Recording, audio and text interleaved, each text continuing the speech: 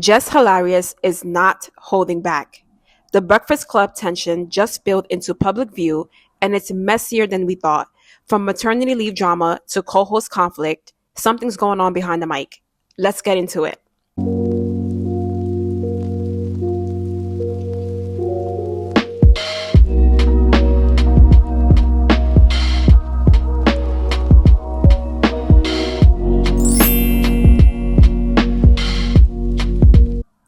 Hey y'all, welcome back to Deep Dives with Sali, where we unpack the most intriguing and complex stories happening today. And we're going to be talking about the rising tension at the Breakfast Club, and it centers around the one and only Jess Hilarious. Y'all, I watch the Breakfast Club religiously every single morning. I've been watching it. It's been part of my morning routine since I was in college. Oftentimes I'm at work, that's what I'm listening into, or I might be getting ready in the morning and I have the Breakfast Club playing in the background. So I've been watching all of this tension unfold in real time. From the time when Jess first started, has a third co-host, from the time Lauren stepped in and she went on maternity leave, and the time she came back and Lauren still stayed after she came back from maternity leave, and from the time where she's addressing the whole situation. So, like I said, she recently returned from maternity leave, and she called out her co-host on air for what she's calling shady vibes and a lack of support. And I honestly did not think that it was gonna ever get to this point where they addressed it on air. I'm really glad that it came out, because the comments about Jess Hilarious have been crazy. When you watch the YouTube videos and you read the comments, it's not even just on the YouTube. It's literally everyone on social media. People have been attacking Jess Hilarious for checking out. She's not reading the stories right. And since Lauren came in, people have been praising Lauren because she does such a great job presenting the story. And because she's in journalism, she went to school for journalism. She has a lot more experience. So how did we get here? Let's rewind. Let's take it all the way back. So for those of you who don't know, the Breakfast Club had a big shift when their longtime co-host Angela Yee left in 2022. Since then, the show has rotated through several guest hosts, including Jess Hilarious. In January 2024, she was officially announced as the third co-host alongside Charlemagne and DJ Envy. So Jess brought humor, a huge following, and raw honesty to the show, and the fans were loving it at first. Until things got very interesting in the comments, and the online criticism started to get very serious. So when a few months into Jess starting at the Breakfast Club and has someone who watches the Breakfast Club a lot and reading the comments every day, I noticed that there was a lot of criticism on Jess Hilarious's performance. People were calling her out for her inability to read the stories, and she would oftentimes have these papers in front of her where she would be stuttering and having difficulties reading the stories and just giving a breakdown of what's happening. And them comments were rough. People were saying she don't know how to read. She has the intelligence of an elementary school kid. She doesn't know how to read properly. She's not fit for the job. She doesn't do the segment well. People were just really, really just going in. And I noticed it was going on for several months. And this was way before Lauren LaRosa joined. People were calling her out way before that. So let's fast forward to the maternity leave. She went on maternity leave, and Jess Hilarious chose Lauren LaRosa to be the temporary person to fill in her spot. I guess Jess Hilarious really enjoyed how Lauren did her job, because Lauren was a part of the rotation, the group of people who were filling in when Angela Yee left. So I guess she kind of observed how well she did her job, and when she went on maternity leave, she chose Lauren to fill her spot. So when Jess returned from maternity leave, things started to be off, completely off. While she was gone, like I said, Lauren LaRosa filled in and built her own connection with the audience. Since coming back, Jess says that she feels unsupported, not just by her fans, but by her co-hosts, Charlamagne and Envy.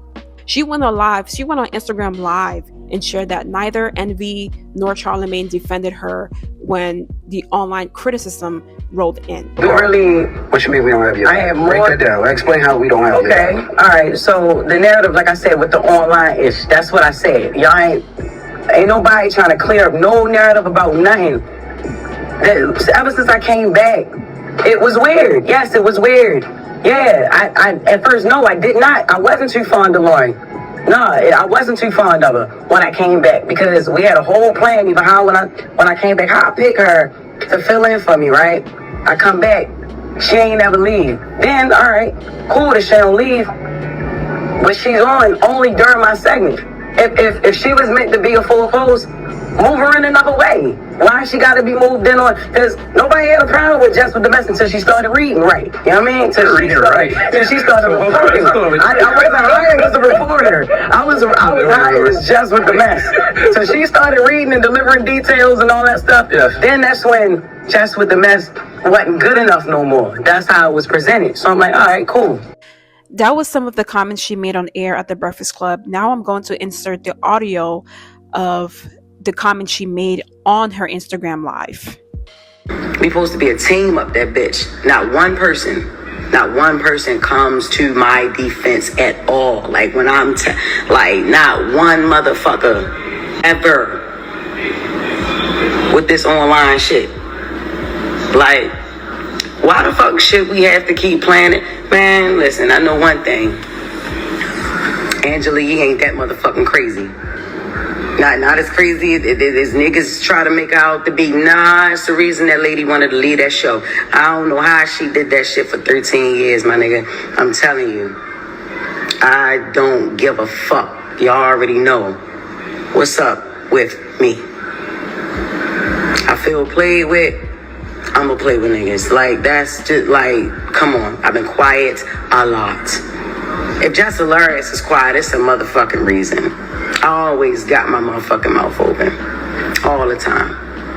Whether it's something y'all want to hear or it's something that y'all ain't gonna want to hear. I ain't got time. And as someone who was watching this, like, everything unfold in real time, I did notice like a shift occurring, because when Jess came back from maternity leave, Lauren continued to stay on the show. And as someone who was just filling in, it just kind of created confusion. I can see why that was confusing for Jess, because she's like, okay, I'm back from maternity leave. Why is she still here? So she started to think like, okay, maybe they're giving her a spot because she does do a great job. They're probably giving her a spot on the show. But there just wasn't no communication about like what was happening. And I feel like Lauren also was kind of lost. So I do understand where Jess was coming from. And I feel like this is probably more so on management or HR, whoever is in charge of defining the roles of these two women. They should have had more of a defined structure for, okay, this is what she's doing and this is what you're doing. When she came back from maternity leave, she's confused. She don't know what's going on. She's just trying to get back into the groove of things. And you have this woman there and who's literally like, she does a great job. But I did feel like she was kind of overstepping a little bit. And I don't think that it's entirely Lauren's fault. But like I said, management or HR should have clearly defined what each person was doing, especially if they brought Lauren back as a senior news producer. And Jess Hilarious had no idea about that. So Jess confronted the guys on air, and she asked them flat out, why didn't y'all have my back? And I want to add that when Lauren was there, like the comparison started when Lauren started like coming in and reporting the facts on everything that's trending that was happening. She was doing such a great job that people started stating the obvious, like, hey, Lauren is more fit for this job, and Jess was struggling on reading the story cards. Let's just have Lauren out there. So people just started like advocating more for Lauren, like she deserves a spot. she's more fit for the role. Jess is struggling. Jess is not fit for this role. So I'm pretty sure it's kind of clear that Jess was reading these comments as well, and she probably felt the same way, because then people were also saying that she was getting pushed out, because it came to a point where Jess with the Mess was really Lauren's segment, because Lauren was the one reporting the stories and having all these sources and providing all the details, and Jess was just there, like, either introducing the topic, or she would just be like, hey Lauren, what's going on today, what's happening today. So she really wasn't like providing the mess with Jess with the Mess. It was Lauren just kind of like, she basically took over. And that got really, really confusing for the viewers, because we're hearing Envy segue into Jess with the Mess, but we're not really hearing much from Jess. We're not hearing from her at all. It's really Lauren doing all the talking. So a lot of those comments were surrounding that situation. So she asked flat out on air, why didn't y'all have my back? And it was very awkward. Charlemagne tried to keep it light. Envy stayed mostly quiet, but she kept it all the way real. And I want to say that even though Envy was quiet, but he did like pitch in, is like, hey, like, this is not what you think. Like, we're always gonna have your back, but stop looking at the comments, stop reading the comments, because it doesn't define who you are and your skills. Like, we hired you as a third co-host for a reason, so don't make the comments dim your light. So the vibe was definitely uncomfortable. You could feel the tension through the mic. And most people are saying that Jess should have addressed this situation behind closed doors, like, in HR office. But I do feel like her coming on air to express how she feels, I don't see any issues with that. I think the issues where, like, when she went on live going in on Lauren, like as if it's Lauren's fault, and just like, I feel like the way she went on live talking about the situation that wasn't handled properly. But her going on live and expressing to her co-host about how she's been feeling the past few weeks, that's fair. I do think that this is not a Lauren versus Jess situation. I think this is more Lauren versus the Breakfast Club, because the Breakfast Club is the one who, like, I feel like they kind of took advantage of the situation of Lauren being there and doing such a great job that they probably were using this situation to push her out slowly. They probably saw, the feedback from everyone, like, hey, this woman, this is like, she's reporting everything to the T. She's coming in with outside sources, with her own sources. Like, she's going above and beyond, going 10 times harder. And so they probably was seeing that, like, okay, we're just going to keep her on, and eventually Jess is going to be pushed out. So I don't know if that was their motive, but it definitely feels like it kind of feels like a setup. And of course, the internet had thoughts. Some fans are writing for Jess, saying she's standing her ground and deserves more respect. Others feel like she's overreacting or jealous of Lauren's growing popularity. I don't really, honestly, let me add my 2 cents here, because I feel like there was a point where you could see that Jess was like checked out for the most part, and when Lauren would like do Jess with the Mess and pretty much take over the whole segment, there were points where like Jess was kind of fighting for airtime. Like, she was fighting for that mic. There were times where she's like, hush, hush, hush. She was telling Lauren to like be quiet or hush, and Lauren would just keep talking, and that was rude. Like, I feel like you can express yourself behind the scenes and on air professionally, but having to tell like Lauren to hush, that was like going too far. But I do feel like Lauren coming back, or like continuing to stay at the Breakfast Club, should have been the opportunity for Jess to tap into her power. Like, you're seeing people talk about you, saying you need to do better at doing that. Lauren is more fit for this segment. That was an opportunity for Jess to recognize and acknowledge why she was hired in the first place, because you're good at what you're good at, Lauren is not good at. Obviously, Lauren does a really great job reporting the stories and reporting the details and everything, but she's not great at the comedy, right? What she's good at, Lauren's not good at. What Lauren's good at, she's not good at. So I feel like they both contribute different vibes and different energies, and they both have space for the show. I just think that the iHeartRadio need to clearly define their roles so that they're not overstepping, and like Lauren is not over. There needs to be a line drawn, right? Who's doing what? What am I doing, and what is she doing? I think Jess kind of fell down. I'm sure she's going through. She just gave birth not too long ago. She's probably going through postpartum depression, and seeing all those comments, yeah, it affects her emotionally, mentally. And I feel like maybe she should have. I feel like she should have went 10 times harder too. If you see Lauren outshining, you outshine too. You know what you're good at. She's not good at what you do, so that would have been an opportunity for me to just go 10 times harder too. I'm not gonna let someone's 10 times hard be my downfall. I'm gonna show people why I got hired. I'm gonna show people why I deserve to be here. I'm gonna show people why I deserve to have a voice on the show. And Jess does a really great job with the mess on Instagram. Like, she came up with that. That's her thing. So I feel like that fire that she puts in her videos on Instagram should be the same thing that she puts into her segment on the radio show. Like, cause I know with her reporting the facts and the tea, she does it great in her own way. And that's something that she should be using those comments to fuel her to go way harder. I just feel like the network could not let go of Lauren, because at this point, she is an asset to the show. For someone to be super invested in providing the news and providing the commentary and did such a great job, they're not going to just let her go. And I feel like I said earlier, they took advantage of the situation where if they keep Lauren on the show, her being there somehow is going to cancel out Jess Hilarious. And that was you start to see that little by little, because over time, Jess was not even making commentaries, or she would just like have like a one-liner. And even with the guests coming in for interviews, you hardly hear from Jess.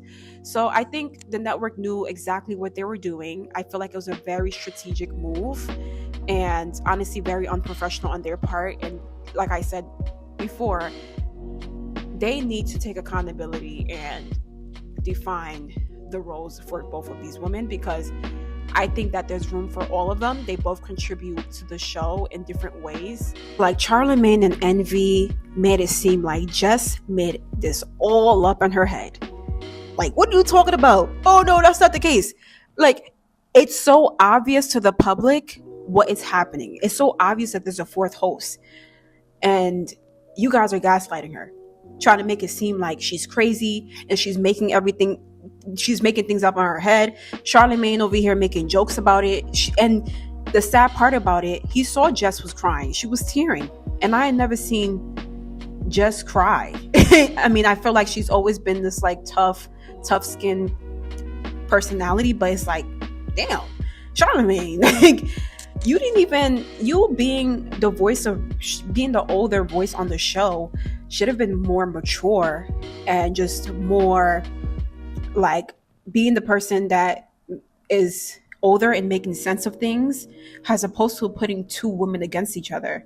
Like, the fact that he told Jess to play into the narrative of them two like being compared all the time. He told Jess to tell Lauren to shut up, as opposed to saying be quiet. You tell her to shut up. Isn't that crazy? Like, Charlamagne, okay, let's put the comments aside. They've already put these two women against each other. So that's why I feel like it's so very obvious when you have hosts like Charlamagne saying stuff like that, and you have like whatever management, the boss, whatever, not communicating to Jess what's happening. Do you see how messy that is? That's so messy. It's so unnecessary and messy. So what y'all think? Is Jess Hilarious being pushed out of the Breakfast Club, or is she just asking for the respect she earned? This moment might just expose some deeper truths about power dynamics in the media and what support really looks like. Drop your thoughts in the comments. I want to hear it all. And don't forget to like, subscribe, and share this video for more deep dives with Sali. Until next time, stay curious and stay deep.